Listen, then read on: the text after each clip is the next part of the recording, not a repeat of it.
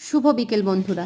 যদিও এটা সকালের ভিডিও, জানো তো প্রকৃতিও বুঝতে পারছে না যে কোন সময়ে কোন ফুল ফোটাতে হবে। দেখো আমাদের কাছে স্থলপদ্ম ফুটেছে, যদিও এটা শরৎকালে ফোটে কিন্তু এখন ফুটেছে।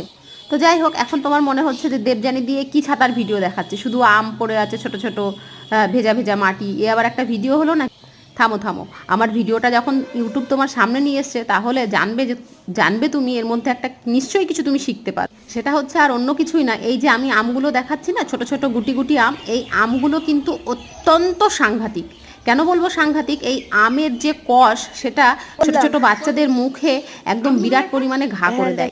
শুধু ঠোঁটে মুখেই না, হাতে পায়েও প্রচুর পরিমাণে ঘা হয়ে যায় শিশুদের। তাই আমগুলো আমি সুন্দর করে কুড়িয়ে ঝুড়িতে করে এটা আমি ফেলে দেবো। আমার ছেলের ঠোঁটেও অনেক বড় একটা ঘা হয়েছিল, কিন্তু যেহেতু সেরে গেছে তাই আমি দেখাতে পাচ্ছি না। তো আমি তোমাদেরকে এর প্রমাণ দেখাবো। আমার স্কুলের একটা বাচ্চার ঠোঁটে ঠিক এই আমের কষ পড়েই এতটা ঘা হয়েছে, তা কি বলবো। দেখেছো ছেলেটার ঠোঁটটার কি অবস্থা, একমাত্র আমের কষ পড়ে। তাই তোমাদের অনুরোধ, তোমরা বাচ্চাদেরকে এই ছোট ছোট গুটি গুটি আম থেকে দূরে রাখো, সাবধান হও তোমরা।